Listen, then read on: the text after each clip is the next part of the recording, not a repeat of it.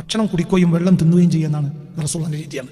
മനസ്സിലായി? ഭക്ഷണം കുടിക്കുക, വെള്ളം തിന്നുക, ഇതാണ് ഭക്ഷണത്തിൻ്റെ ശാസ്ത്രം. തിരിഞ്ഞില്ല, ഇത് റസൂലുള്ളാഹിന്റെ രീതിയാണ്. മനസ്സിലായില്ല? ഭക്ഷണം കുടിക്കുക എന്നാൽ എന്താ? ഭക്ഷണം കുടിക്കുക, വെള്ളം തിന്നുക, ഇത് റസൂലുള്ളാഹിന്റെ രീതിയാണ്.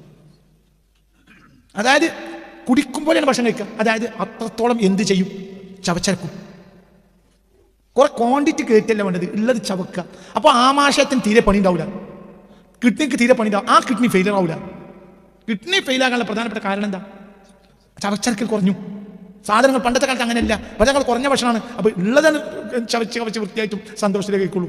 ഇന്ന് അങ്ങനെ സാധനങ്ങൾ കൂടിയപ്പോൾ ചവക്കാൻ നേരമല്ല. മാത്രം സാധനമുണ്ട്. ഈ പ്ലേറ്റ് ഇറച്ചി മുഴുവൻ ഞാൻ തന്നെ തിന്നണ്ടെന്ന് ആലോചിച്ചിട്ട് അപ്പൊ പിന്നെ ചവക്കാൻ നേരമല്ല. മറ്റേ അങ്ങനെയല്ല. എൻ്റെ തറവാട്ടിൽ ഞങ്ങൾ 10-26 ആളാണ്. എന്നിട്ട് ഞങ്ങൾ എന്ത് ചെയ്യും? വെള്ളിയാഴ്ച രാവിലെ ഇറച്ചി വാങ്ങിക്കൊടുത്ത് ഞാനും ഇക്കാക്കിയൊക്കെ, എൻ്റെ ഇക്കാക്ക എൻ്റെ അമ്മാൻ്റെ മകനാണ്, എൻ്റെ ഇക്കാക്ക, ഒരു വഫാത്തായി, അവർക്ക് മഫ്റത്ത് കൊടുക്കട്ടെ. ഞങ്ങൾ രണ്ടാളും കൂടി ഓടിയിട്ട് രാവിലെ പോയി 3 കിലോമീറ്റർ അപ്പുറത്ത് പോയിട്ടാണ് വെള്ളിയാഴ്ച രാവിലെ ഇറച്ചിയും കൊണ്ടുവരാം. 1 കിലോ ഇറച്ചി 26 ആൾ, 26 പിന്നെ അതിൽ കൂട്ടം കുടുംബമൊക്കെ വരുന്നുണ്ടാവും. പ്രത്യേകിച്ച് വെള്ളിയാഴ്ച ആകെ 1 കിലോ ഇറച്ചി. ഈ 1 കിലോ ഇറച്ചി വാങ്ങിക്കൊടുത്തിട്ട് ഞങ്ങൾ സ്കൂളിൽ പോകും. പിന്നെ ഞങ്ങൾ തിരിച്ച് വരുമ്പോഴാണ് ഞങ്ങൾക്ക് ഈ ഇറച്ചിക്കറി കിട്ടുക.